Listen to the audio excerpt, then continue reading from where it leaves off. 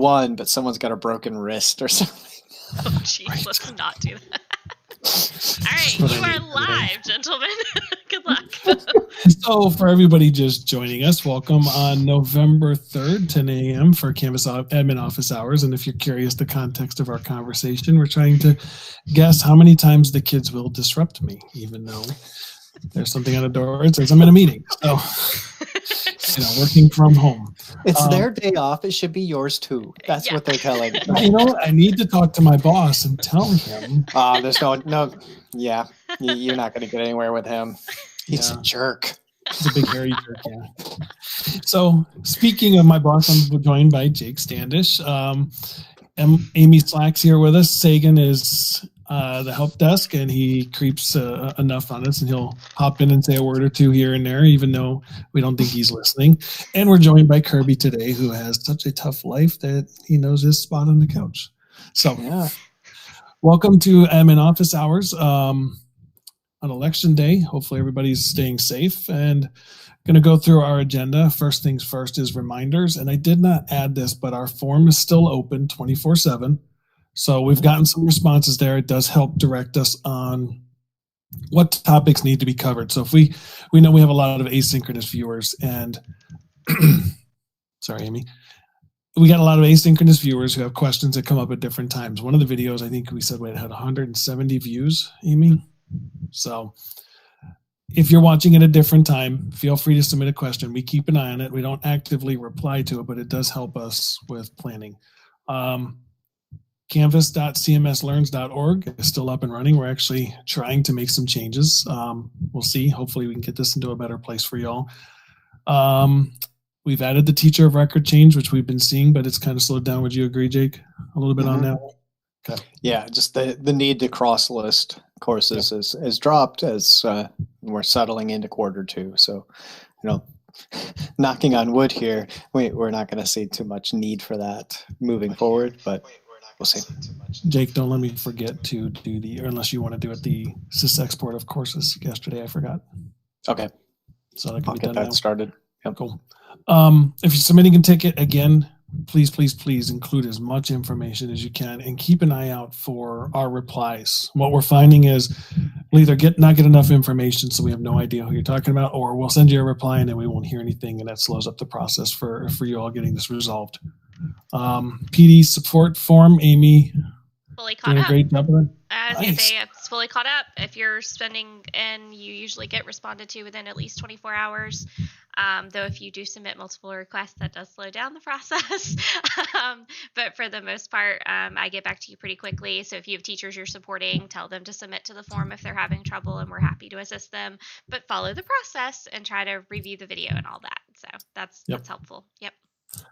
And as a friendly reminder, PowerSchool changes take 24 to 72 hours in Canvas. We had someone recently change the course and then add the students manually to this new course, and that's going to cause issues. So please be patient. And then after that point, if you still have an issue, go ahead and work down the avenues of support. Don't forget Canvas support is an option. If you click the CMS resources folder. No, the help. Yeah. Thank you. The help button on the left side of Canvas will get you directly in contact with chat support, which we use on a regular basis. So, all right, Amy, you can head back home. You can look at the agenda. Today, you're going to notice a theme focused on grades, Grade Sync, and the grade book.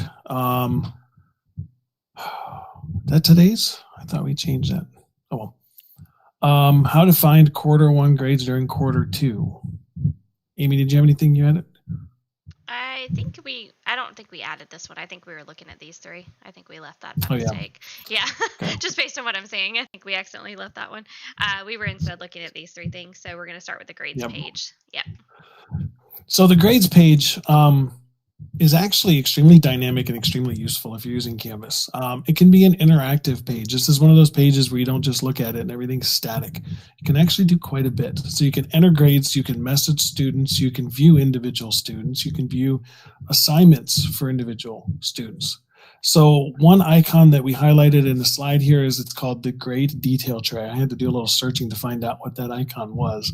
And to get the screenshot, I actually had to trick Canvas and hover over that thing so it appears. So if you're in your grade book and you notice you don't have that little tiny icon up there, hover over that individual square, click on it, and it will appear.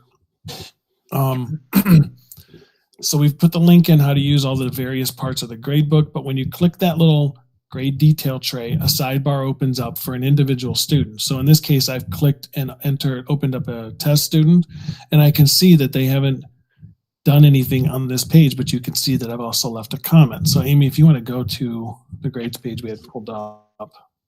Yep, and this is a Canvas challenge course, so these are all fake students. Yeah, but zoom what in he's some. talking about is if I'm inside my grade page and I hover over to the cell, sometimes you have to click in the cell. Say it again. Zoom in. We can't see. Oh, yep, that's right. I was like, I don't understand. And yes, Jake, I see you laughing. It's because I got old eyes. I know. I was like, I can see it. I don't understand. So if you click on in the cell itself, that icon will appear. My computer's going to be slow right now, of course. And then it's the little tray looking icon. And when you click on it, it opens it up to the right. And so there's a couple of different features. Like Justin was saying, you have the comment options down here. As a teacher, you could leave a comment here like, hey, this is still missing, turn it in. Well, and take note too that if you've left a comment when you're using the speed grader, that comment will show up here as well. So it's pulling it in from the speed grader. Yeah, you can access the speed grader from here too really easily. I know some people have trouble finding the speed grader for new quizzes. This is one way to find the speed grader for new quizzes because it is a bit more hidden for new quizzes still, and I'm hoping that UI will change one day. But that's one place to find the speed grader actually. So that's actually really helpful information. And we're actually going to come back to this panel in a few minutes actually because we're going to talk a little bit more about what the status page means. Now, when you're in the panel, Amy, if you will click on the name of the student, test student at the top there, and I've added a slide about this.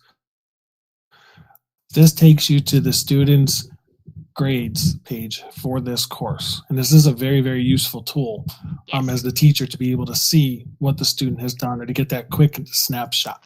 Yeah. So you can see in the instance of our test student here, they got a 4 out of 4 on the discussion 1.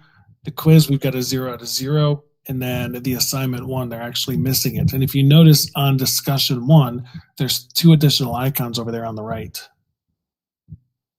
I like this. There you go. They can see our rubric. Yeah, I did. Yep. And what's the other one in the middle? This one is the score details. So I think if this is a quiz, it'll tell them like you got a 10 out of 16 or whatever. Like it gives them a little bit more score information if it's an auto-graded type thing. And then this will show them all the comments that the teacher made. So all 3 of these icons are very helpful as a student. Yeah. So the reason this page is important is if you're trying to get the information about a single student in the grade book in the course, the grades can be a bit overwhelming if you're full of students and full of grades, but this kind of helps narrow down your focus and kind of see a little bit. As school and account admins, you're able to see this page.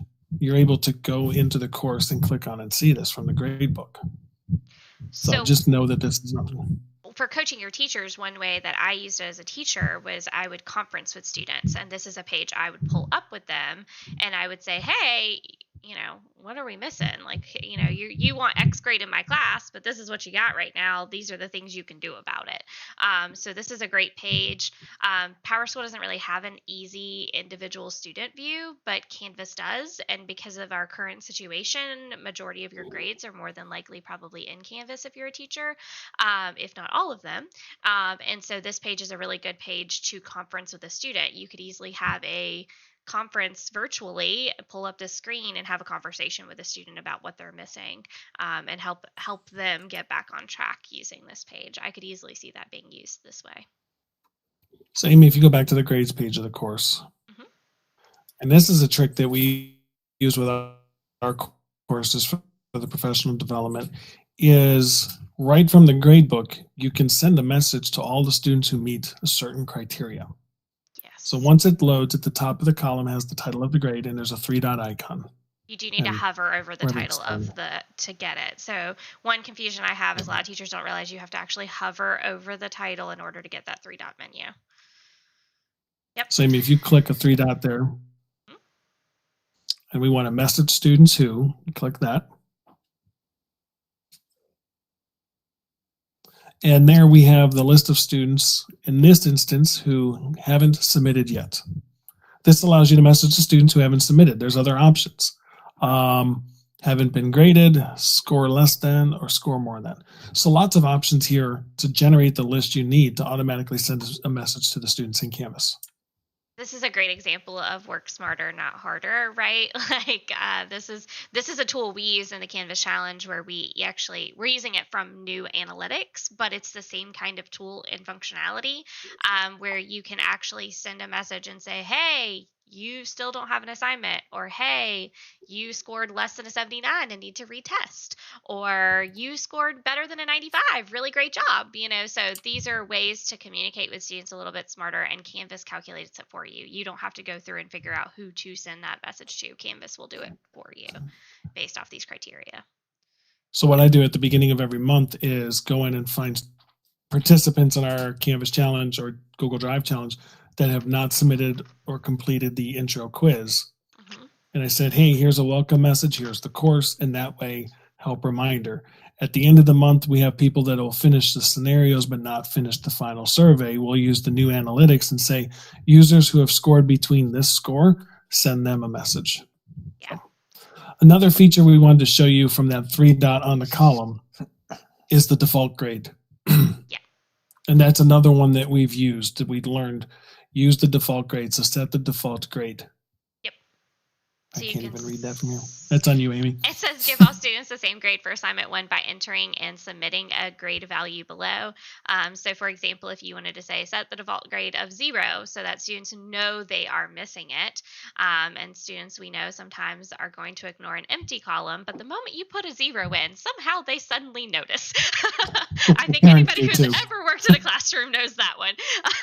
So that's a good trick as well. I've been asked before, I know PowerSchool can do that, but can Canvas? Yes, Canvas can do that. And so this is one way to do this. And you can choose to overwrite. Like every once in a while, I've seen teachers who are like, you know what, that was a really bad assignment. I'm going to go through and give everybody 100 or whatever. And so there's another way to do that as well, where you can actually overwrite any grade that's there. So there's a couple of different ways to use this tool to make your life a little bit easier inside of the gradebook. Yep. Cool. So those were the 2 features you were going to talk about for that, right? Let's see. Yeah, and again, the gradebook can be an interactive tool to really help work smarter, not harder. Yeah.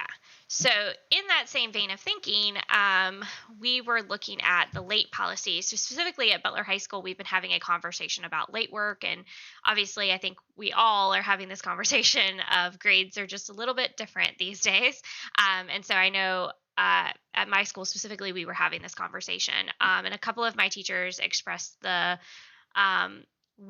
wanting to have the ability to mark late work without having to keep track of it all, right? Because it's very difficult to keep track of who turned something in when. And so having Canvas do that for you. So Canvas actually does have a late policy that you can actually enact. And I'm going to show you a little bit about where that is. So again, you're on the grades page of a course. You're going to click on the gear in the top right corner. And it's going to immediately take you to the late policy, which is nice. So on this page, you can make a determination, and you could talk about this as a school, a PLC, whatever it is that your school does, because a lot of schools handle this a little bit differently. And then you can apply a policy. So for example, you could say late submissions are going to be deducted by 10%. I just pressed a button, apparently. Come on. By 10% per day. You can do some other options, or hour even, which is interesting. Wow. Yeah, right. And then you can set a lowest grade option. So you could say it'll never go lower than a 50% though. So then what happens is it automatically applies that to assignments. What's really cool is one of the first questions I had a teacher ask me was, okay, that's great, but what if a kid legitimately was late, but I'm okay with it? Like I excused it because they had a legitimate reason. So that was actually a great question. It took me a moment. I had to go to the Canvas guides. So I actually attached that Canvas guide right here for you because I didn't know the answer to that one immediately when my teacher asked me. So it turns out that the grade trade that Justin was just talking to us about is exactly what you need to do. So let's say example student 5 had a legitimate reason. It's red, so that means it marked it late. But if I click on it, I can actually say, you know what, it's excused. I don't want it to apply the late policy, or I can even just do none. And that way the late policy will not be applied to that assignment. And so I actually want to click on none. Excuse means the student's excused from the assignment completely. And so if I click on none, it'll no longer apply that late policy for that student. So that's really helpful. It also, so sometimes I have teachers who don't have a late policy where they deduct points, but assignments are marked late because students turned it in after the original due date. And then it pushes it to PowerSchool, and the teachers are unhappy sometimes that the late indicator goes with the grade to PowerSchool. So if you don't want a late indicator to go to PowerSchool, you can also do it this way as well, where you click on the none, and now the student's not marked late and it won't go to PowerSchool either. So those are two different ways where I see that this could be used. So I think that that's helpful. It's good to know that there's a late policy option. But often we do have situations where students legitimately need to turn stuff in late and not be penalized. So it's good to know that you can actually kind of override that functionality. Another thing you could easily do is go into the speed grader and add fudge points as well, obviously. Like that's another way of doing that. But this is one way you can do that. And it's all right here inside the grade book. One click and you can correct that for the student. So that's something to be aware of. So that's how the late policy works. It's pretty simple. It's a newer-ish feature. The other thing that's on that page, just so you're aware, because it's good to know, is the grade posting policy. Some teachers actually like to take their time grading it before the students see it. So there is a way to actually manually wait until the students see it. So that way you've graded like all of test 1 for everybody before anybody sees their grade. So this is another like kind of hidden feature that teachers don't realize are a part of their grade book that you can kind of empower teachers to know is there. So it's a good place to just be aware of.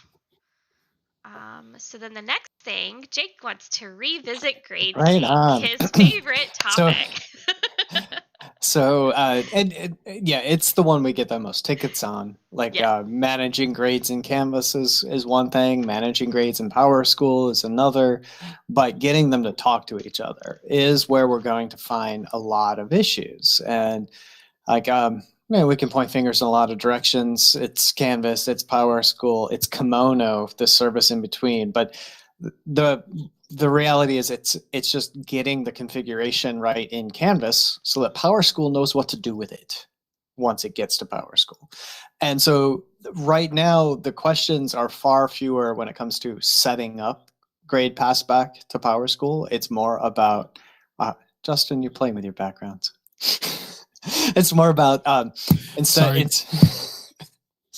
lost my train of thought here. So instead of making it about configuring passback, it's about changes that happened in your course that prevent passback.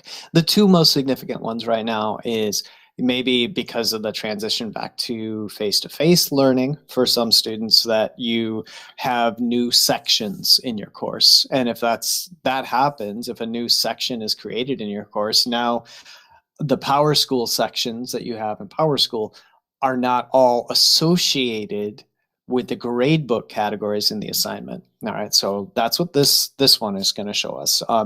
Both of the issues that we're going to talk about, first this one, when you get a new section, they're going to be found by going to the grade sync page of the course. All right.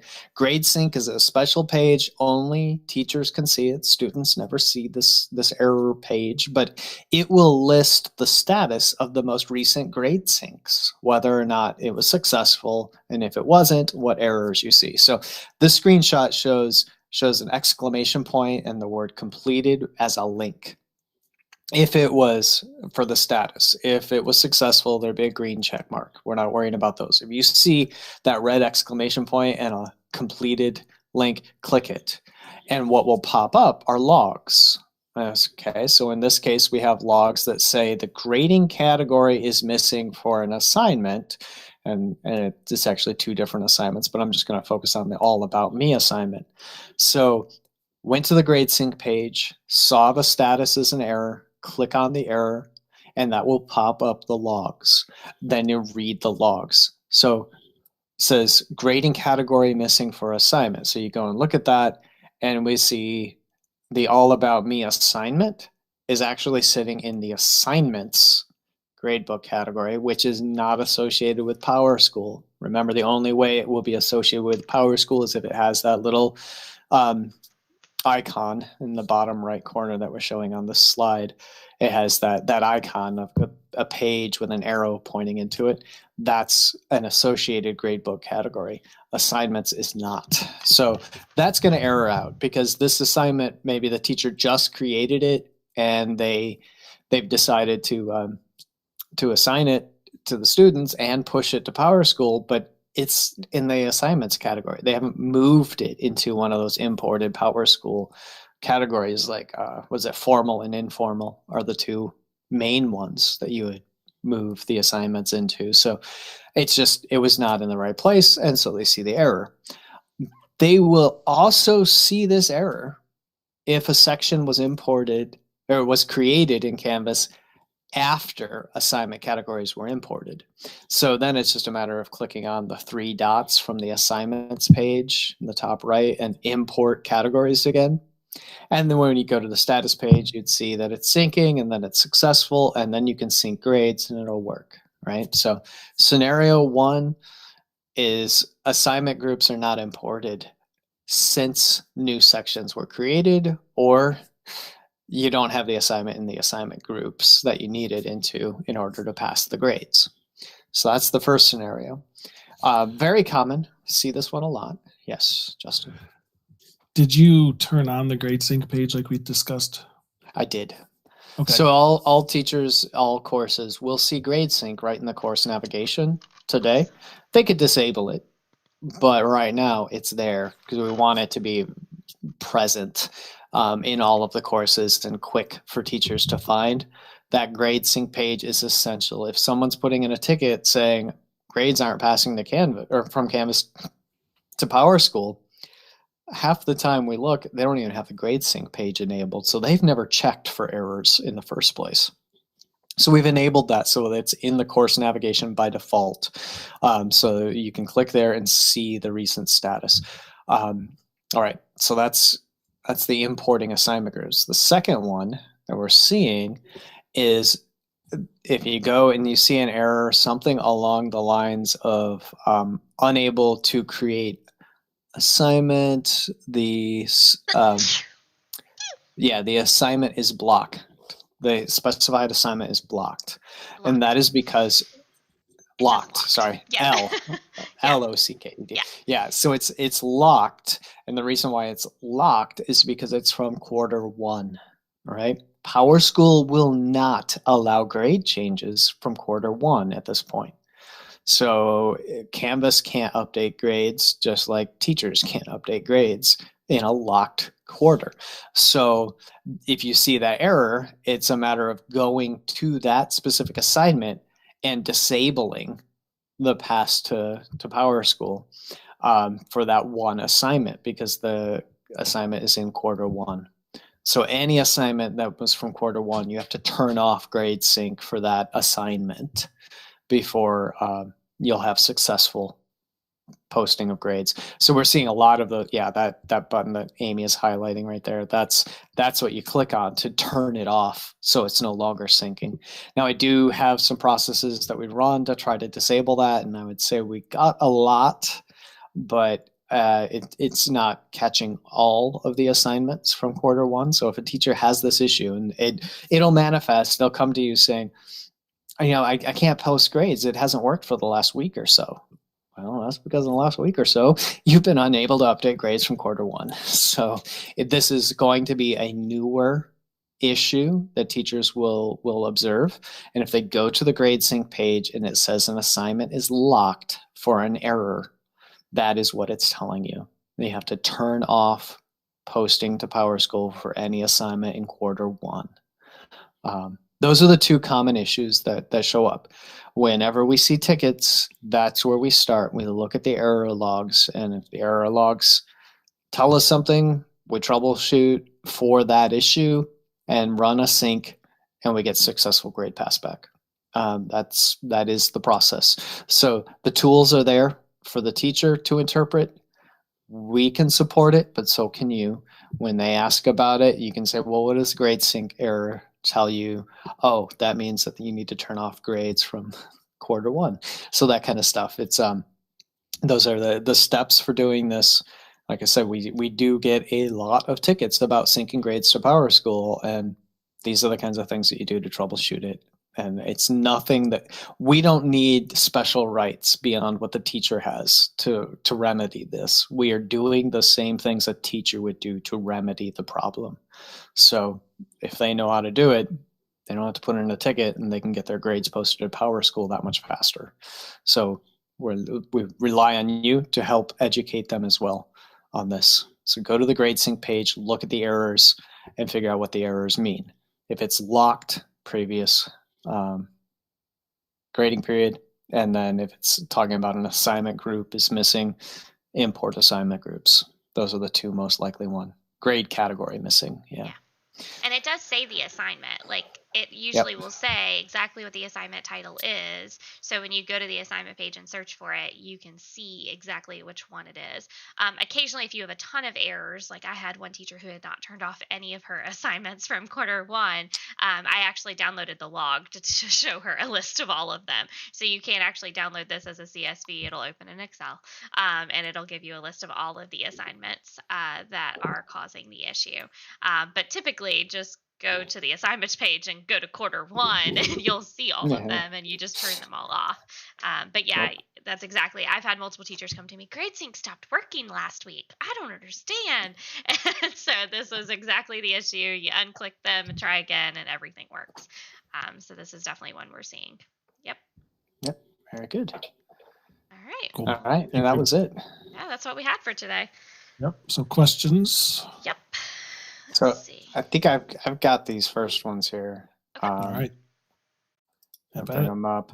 So we got Phillips asking about something about the digital citizenship courses for their school. You put links in your media course to those digital citizenship courses. And I'm trying to understand what you're saying, the content link error notification. So I'm not sure what that Would that be under what Link that Validator? error specifically says. I'm not sure. I think that'd be under Link now- Validator, maybe. That would make sense. But Yes. you're saying that you checked with Student View in your media course and tried to click on those links from Student View. Something that for everyone to know, when you're doing Student View, you are masquerading as this test account, test user for that course only, right? So if you do Student View in this course, in your media services course, and you click on a link to another course, the Student View you are in right now cannot see the other course. You cannot enroll it in the other course. It will only work for navigation within that one course. So you'd have to go to the other course and do Student View to see what students see in that course. But you cannot be in one course in Student View and get to another course from it. All right, and that can be a little confusing. You cannot be in one course in Student View and get to another course in Student View.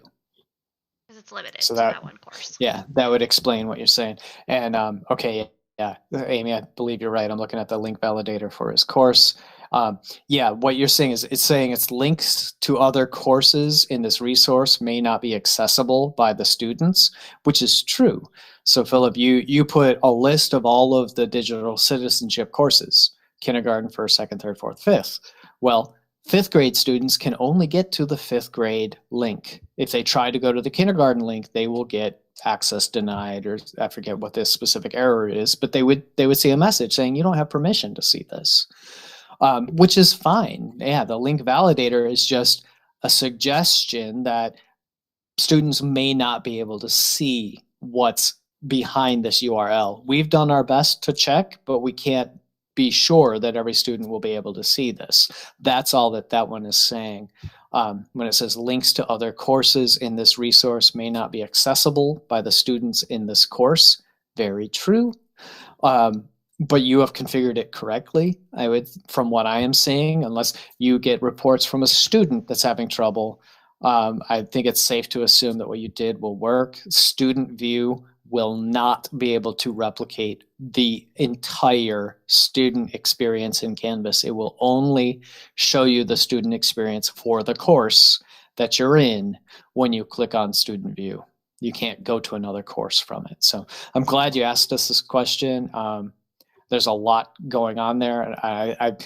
The punchline is I'm confident you've done everything right. I am also running the digital citizenship update for enrollments, because new students, we had heard someone else say they got a new student. So I'm going to run that, and we'll make sure by this afternoon that all the current roster of students in the district is in the DC courses.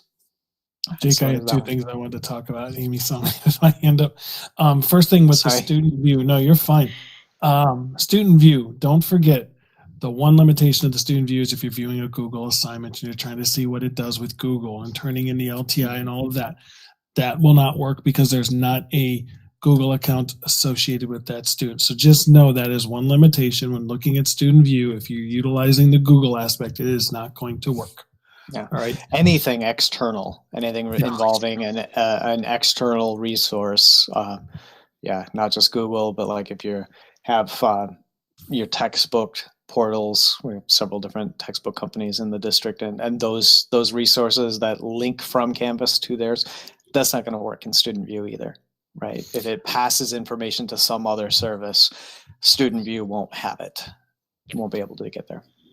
And the other friendly reminder as we're looking at questions here, remember we are broadcasting this. Please do not provide any personally identifiable information, student names, student IDs. Do not submit those here. All right, that will be an issue that we do not want to have to get into. So just make sure you're very cognizant of the information you're submitting because we are broadcasting this. Very good. All right. Next one, Philip, again, talking about your G Suite admin rights. They reset your password. It didn't work. Philip, I'm looking at your account. You do have admin rights. And based on the message that you say that you're seeing, I am going to say what's happening here. Bet you it's account conflict is what it sounds like. Hang on. Actually, I am not seeing your admin rights here, Philip. So we'll need to look more closely at that. Yeah. You don't have admin rights. We pull up the G Suite course too, and I'll look at that. What's happened there? But so there's something else to that. That could be. It should be a ticket to proceed with that one, Philip. But it's saying if it was saying something about a Gmail account, you can't use regular Gmail account. It's true. Maybe you had multiple accounts signed in and it was only looking at the first one, which was your Gmail and not your CMS account. But as I look further in this, I think there's something else going on. So I would, put in a ticket to get that resolved. We have to, are you still identified as a tech contact at your school? We got to get all that sorted, and we can't do that live here. So I guess, we'll have to have a ticket to really address this one. All right. But that does give us a chance to remind you. Sometimes when we get that reported, so a lot of times people will submit this kind of support request to the support inbox instead of submitting a ticket. First off, a ticket is better because, like Jake said, they can verify and go through that process. But actually, one of the common things that we see is a lot of people are often signed into more than one Google account. So here are directions that we have created that walk you through the process of cleaning up your Google account so you are not signed into multiples at one time, and helping you set up profiles so that you can actually toggle between accounts to not have an account conflict. Because based on the error you were seeing, oftentimes it actually is because you are logged into a personal Google account at the same time as your CMS Google account, and that is causing the issue. So these directions are available. It's a easy bit.ly that I have created. It's bit.ly/capital C, capital M, capital S, capital G, OOOGLE, capital ACT. And we'll post that one. It's one we've used before, but this is a bit.ly. I see this a lot also with teachers when they don't have the Canvas extension and a couple other extensions that we have given them, like the password reset tool. Those will not show up if they're signed into multiple Google accounts. So great opportunity to always remind people of that one. I did a little bit looking at this. Philip, I'm showing you in the G Suite course, but I'm not showing that you finished the G Suite admin exam. Gotcha. So until that is done, yeah. So look in your Canvas for G Suite admin. There's an practical exam and a couple other things that you need to do. And then once you do that, take care of the rights. Yep. There you go. Susie's question here, new student CMS, the student email is correct in PowerSchool, but in Canvas, they're seeing the old school systems email. You probably will not be able to change that. Put a ticket in, and we can fix that. Just give us the student ID, and we can adjust the email address. It's interesting though that it's correct in PowerSchool, because that's where emails come from for Canvas. So it must have been corrected in PowerSchool after the student was provisioned into Canvas. And sadly, it's a one-time update that PowerSchool puts for that user. So yeah, put in a ticket for it. We can take a look. Thank you for not putting it right here in the form. That's not where we need it. A ticket for that. Unfortunately, it's difficult for us even when it comes to changing email addresses in Canvas. But yeah, you won't have access to be able to do that as a site level admin. All right. Is that all our questions? Is it today so far? I mean, it is a work day. It's a quieter day. It's election day. Like People that. might be standing at the polls today. Can I show off my new addition Of course you can. Well, he's from getting it. Mr. Cactus? Yeah. So this is Pinky. And I named him that on purpose because I have the other one that's the brain cactus, and I have Pinky in the brain. And what kind of cactus is this one? Milk cactus. You got it. Yes. There's hope It for me. has extremely milky sap, and if you get it on your hands, wash them immediately. You do not want that stuff in your eyes. Speaking from personal experience. Oh, and Sagan's showing his off too. Yeah. Yeah, So that thing's huge. both of those milk cactuses come from the mother plant of mine that is over, well, in the summertime when I don't give it a haircut, it's about 8 feet tall. So good fun. Wow. Amy, good save, by the way. Yeah, I didn't sneeze in y'all's there. Okay. We do have a new question. Okay. Please review steps in PowerSchool and Canvas if teacher leaves mid-year and replaced. Has It's not not been been hired yet. It's going to be a 2-step cross list. I can take it if you want. Sure. All right. So Donna, So this guys, is a fun Amy one. has more experience doing this than any of us working at a school with this kind of scenario. So Yeah, fun like this happens. So teacher A leaves and you have not hired your new teacher yet. Often what will happen is this requires your Canvas admin and your PowerSchool data manager to have a good conversation. So for example, at Butler High School, my data manager does not make a PowerSchool change that affects Canvas without at least sending me an email with a heads up of, hey, I'm about to do this. So we kind of know what's coming. So that's first off ground rules for helping make this life easier. So teachers leaving, my data manager will let me know. Often if a new teacher has not been hired, what she will let me know is who she's going to make the temporary holder of the lead teacher in PowerSchool. So what'll happen is once that change is made in PowerSchool within a day or two, or 3, Canvas will also make that change. What will happen is the students will be pushed along with the new teacher into a newly created Canvas course. Okay, you as a Canvas admin could then go in and cross-list the new course back into the old course following the teacher of record change directions that we have posted in the Canvas admin course and went over extensively. So that's going to be step 1. The fun part will be when you finally hire the second teacher, your new teacher. You're going to do the same process again. But by then you're a pro, so it's not so big of a deal. So what happens is same thing. Your data manager sends you an email. Yay, we've hired a new teacher. So she's going to put that into your PowerSchool instance as your lead teacher. That's going to cause the new course to be created in Canvas within a day or two. So as the Canvas admin, you are going to go into Canvas and you are going to cross-list this new course back into the original old course, which is still under the original old teacher's name if you're going to your admin shield. And so you're going to cross-list them back one more time and then really hope nobody leaves ever again. So that is the process. Unfortunately, there's not really another way to do it because from my understanding, once a teacher leaves, you can't leave them in PowerSchool. So they have to put a placeholder in there until a new teacher is hired. So I often see that is the case when a teacher does leave unexpectedly. You often do end up cross-listing twice for exactly this reason. But the directions don't change either time. The teacher of record directions are there for you for exactly that reason.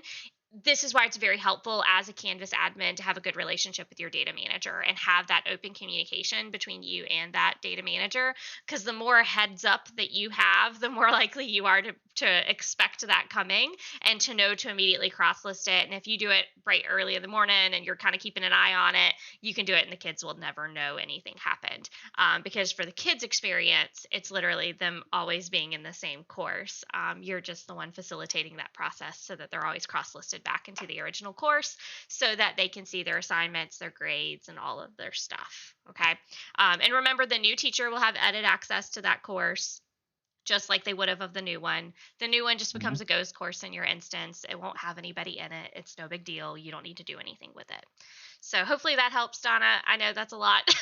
The directions are up there. They've been tried and true. I've gotten some feedback from some people on how to update those directions, and I've done that. And I think that I've at least worked with enough people out there to feel like those directions are pretty good. If you're confident as a Canvas admin, you've been coming to our meetings and you've been doing what you need to be doing to support your school, you can do a teacher of record change. I know it's a little scary the first time, but I promise it gets easier. It makes more sense after once or twice. Just imagine like at the physical classroom, the original teacher left, just to move the new teacher in the old classroom. Yep. What we're doing. Same exact thing. Yep. It's like a sections are, yeah. Yep. I was nervous the first time I did it. I'm not even gonna lie. Yeah. I'm still nervous of doing it. The thing is, it can be undone. Yep. We can you could create quite a knot, but we can untangle the knot and we can put it back together. Yeah. So it's a little messy. The harder part is if your PowerSchool data manager is thinking about moving kids out of sections and into other teachers' sections, like just take this old teacher's course and separate 30% of the kids and move them into this section and 30% into this section, and like moving them around is going to be a nightmare. But if we're just talking about this section was transferred from this teacher to that one, that's an easy cross list. Yeah. And that's been the majority of what we're seeing. Yeah. The other scenario, if they take a section and just dissolve it and move the kids, disperse them across other sections, you're not getting that back. Yeah. There's no processing there. Yeah. Yeah. It can't be done. Yep. We're talking about a full teacher position leaves and that new position has been refilled with another teacher. If that's the simplest situation, like Jake said, if you're moving this section to this teacher and that section to that teacher, no, that's not cross-listing. That's called download the grade book and explain to the students they have access to their files and move on, because there's not a lot we can do about that. You can't recover all that old the data from the course is not going to be easy to get back to. So hopefully that gives you a good little overview of that, Donna. Take a look at those directions. They have definitely posted in our slideshow from previous weeks. We definitely have recorded previous webinars where I have walked through that process extensively. So feel free to revisit that material. Very good. Yep. Kiddos came in, so we got number 1. So Hey, I think we're about done here. So Teacher to take over. He just wants one. He's trying to win. That's adorable. yeah, That is so, Donna. That's exactly what cross-listing is going to be. Is the new teacher is going to take over that old course. That's what the whole process of the cross-listing is doing. That's why you're cross-listing. It's just that because there's a change of the teacher of record in PowerSchool, that triggers a new course to be created in Canvas no matter what. You are cross-listing them back into the original course. So essentially the teacher is now in charge of the original course. So that's what's happening. I know it doesn't, once you do this process, that makes sense. I get that before you've done that, it doesn't. So once you go through this process, you're going to realize, in fact, when you cross list, it jumps you to the old course, which probably is the most disconcerting part of the process, because all of a sudden you don't realize you're not in the course you were originally in. You're suddenly in the cross listed old course. And so that is something to be aware of. That's essentially what you're doing. So my old classroom number was 951. This is no different from when I left as a chemistry teacher and became a tech facilitator. Somebody now took over my chemistry classroom. And so now my students had to be scheduled, or my original, what would have been my students, were now scheduled to 951 still, but with a new teacher. So that's what we're doing. It's just that Canvas creates a new classroom each time a new teacher is added into PowerSchool. So that is what's happening, Donna. I think once you go through your first crosslist process, I think that will make more sense to you. Yep. indeed. Yeah. It's a weird one to wrap your head around. And remember, if you have That any looks like- questions, you're submitting them to j.mp/ITPD office hours. Yeah. Jake, are we jumping off a couple minutes early to go to that other one? Oh, yeah. Yeah, we do need to get to that one too. Yep.